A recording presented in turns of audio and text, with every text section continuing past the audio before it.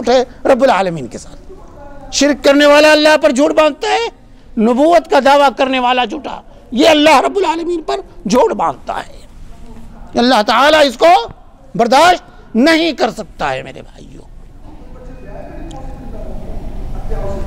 اس لیے جتنے لوگوں نے بھی نبوت کے دعوے کیے نبی کریم صلی اللہ علیہ وآلہ وسلم کے بعد، سب کو اللہ تعالیٰ نے اسی دنیا کے اندر ذلیل اور رسوا کیا ہے۔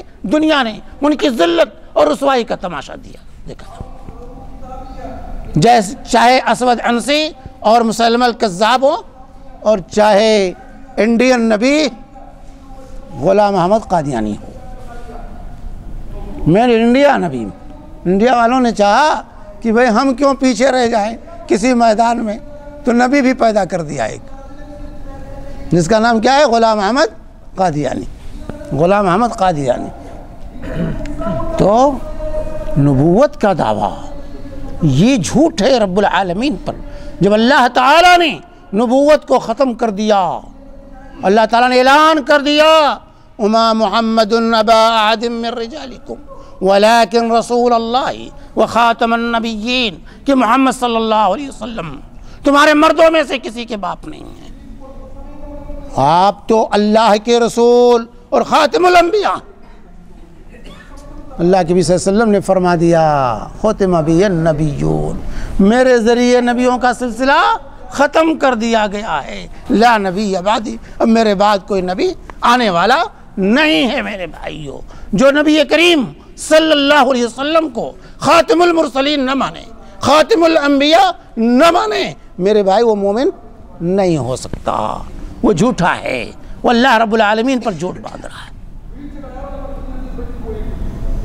اللہ کے نبی صلی اللہ علیہ وسلم نے فرمایا ہے کہ اوتی تو خمسن لم یوتہن نبی قبلی، مجھے 5 باتیں ایسی دی گئی ہیں، 5 خصائص، جس میں ذکر ہے اور آپ کی خصوصیتیں ہیں، لیکن اس کے اندر 5 خصوصیتوں کا ذکر فرمایا جو میرے علاوہ کسی نبی کو نہیں ملی تھی۔ اس میں سے آپ نے جو خصوصیت ذکر کی وہ کہ میرے ذریعے نبوت اللہ تعالیٰ نے مجھ پر تمام کر دی، ختم کر دی ہے، اب میرے بعد کوئی نبی آنے والا نہیں ہے، کیونکہ آپ کی رسالت دائمی رسالت ہے، قیامت تک کے لیے آنے والے لوگوں کے لیے آپ ہی کی نبوت اور رسالت مشعل راہ ہے میرے بھائیوں، وہ آپ کے بعد کوئی نبی آنے والا نہیں۔ تو یہ اللہ رب العالمین پر سب سے بڑا جھوٹ ہے کہ انسان شرک کرے اللہ تعالیٰ کے ساتھ، یا انسان اب نبوت کے دعوے کرے اللہ پر جھوٹ باندھے، یہ جھوٹ ہے۔ اسی طرح جھوٹ ہے رسول پاک صلی اللہ علیہ وسلم کے ساتھ، کہ کوئی بات رسول پاک صلی اللہ علیہ وسلم نے نہیں کہی اور کوئی شخص کہے کہ اللہ کے رسول صلی اللہ علیہ وسلم نے فرمایا ہے۔ اللہ کے نبی صلی اللہ علیہ وسلم فرماتے ہیں، بخاری اور مسلم کی روایت ہے، من کذب علی متعمدا فلیتبوا مقعدہ من النار۔ لوگوں سن لو کان کھول کر کے، یہ مجھ پر جھوٹ باندھنا، جھوٹ بولنا، یہ عام لوگوں کے ساتھ جھوٹ بولنے کی طرح نہیں ہے، کسی اور کی طرف کوئی جھوٹی بات منسوب کی جائے یہ بھی جرم ہے، لیکن نبی کریم صلی اللہ علیہ وسلم کی طرف کوئی بات منسوب کی جائے اس کا جرم انتہائی سنگین ہے، بڑا ہوا ہے، کیونکہ نبی کریم صلی اللہ علیہ وسلم کی زبان مبارک سے نکلی ہوئی ہر بات شریعت ہے میرے بھائیوں، ہر بات واجب الاتباع ہے۔ اس لیے آپ پر کوئی جھوٹ باندھے تو اس کا جرم کسی عام انسان کی طرف کوئی جھوٹی بات منسوب کرے اس سے بڑا ہوا ہے۔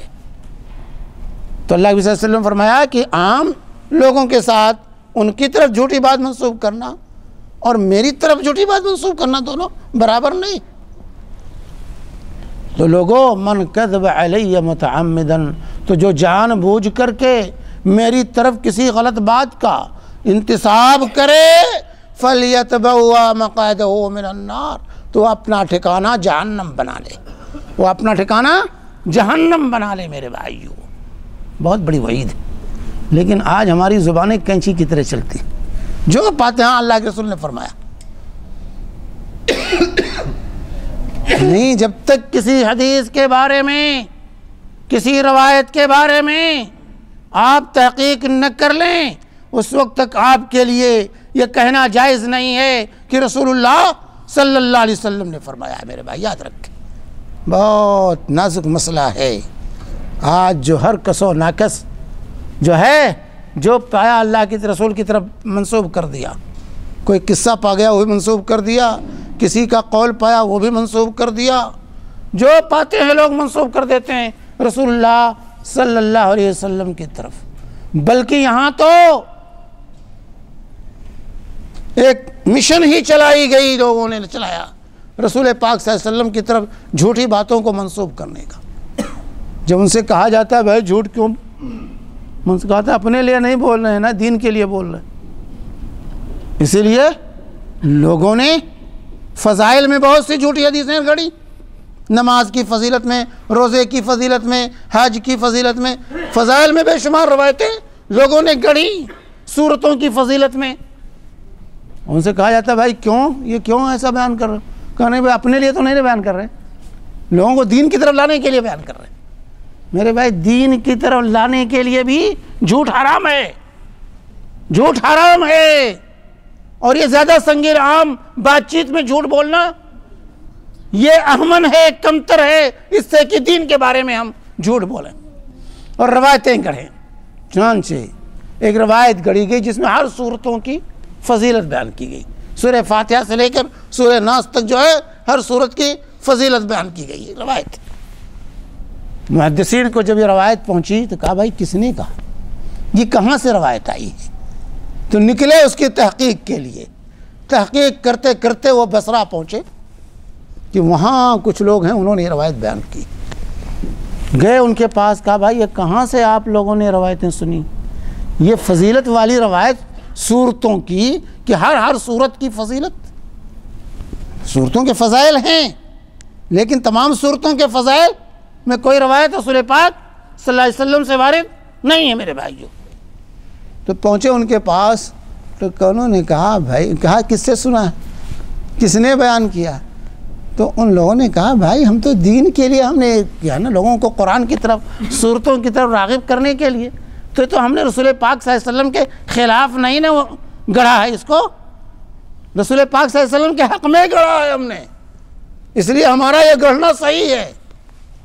تو یہ منطق جب پیدا ہو جائے تو جب اس منطق سے بہت سی روایتیں لوگوں نے گڑھیں تو نبی کریم صلی اللہ علیہ وسلم پر جھوٹ باندھنا یہ بہت بڑا جرم ہے میرے بھائیوں، یاد رکھیں۔ خیر کی نیت سے بھی کسی جھوٹی بات کا انتساب رسول اللہ صلی اللہ علیہ وسلم کی طرف نہیں کیا جا سکتا، کیونکہ نبی کی زبان مبارک سے نکلی ہوئی ہر بات وحی الہی ہے۔ وما ينطق عن الهوى ان هو الا وحی یوحی، آپ اپنی طرف سے کچھ نہیں کہتے، وہی کہتے ہیں جو رب العالمین کی طرف سے وہی کی جاتی ہے۔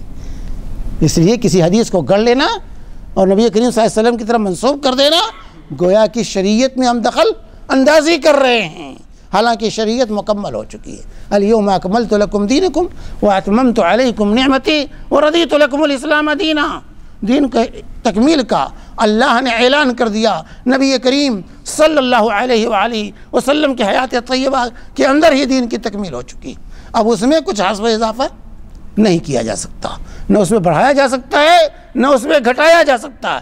جو بھی بڑھانے اور گھٹانے کا ارتکاب کرے گا وہ مجرم ہوگا، وہ چور ہوگا، وہ چور ہوگا شریعت میں، وہ اس کی یہ کارروائی جو ہے قابل تحسین نہیں بلکہ قابل مذمت۔ تو نبی کریم صلی اللہ علیہ وسلم کی طرف کوئی بات میرے بھائی منسوب کرتے ہوئے بڑے احتیاط کی ضرورت ہے، بڑے احتیاط، بہت بڑی وعید ہے۔ اسی لیے انہی روایتوں کو بیان کرنا جائز ہے جو روایتیں صحیح ہیں، جس کو محدثین نے کہا یہ صحیح ہے، وہی روایتیں نبی کریم صلی اللہ علیہ وسلم کے نام سے منسوب کی جا سکتی ہیں، اور جس کو محدثین نے کہا یہ ضعیف ہیں، یہ موضوع ہیں، یہ بے اصل ہیں، ان روایتوں کو نبی کریم صلی اللہ علیہ وسلم کی طرف منسوب کرنا یہ کسی طریقے سے جائز اور روا نہیں، کیونکہ یہ نبی کریم صلی اللہ علیہ وسلم پر جھوٹ ہے۔ تو اللہ پر جھوٹ باندھنا، نبی کریم صلی اللہ علیہ وسلم پر جھوٹ باندھنا، یہ بہت ہی سنگین جرم ہے، اور اسی طرح بنی نوع انسان کے ساتھ لوگوں پر جھوٹ باندھنا یہ بھی بہت بڑا جرم ہے۔ اللہ تبارک و تعالی اس سے ہم سب کو محفوظ رکھے۔ وصلی اللہ علی النبی وعلی آلہ وصحبہ وسلم وجزاکم اللہ خیرا۔ ہاں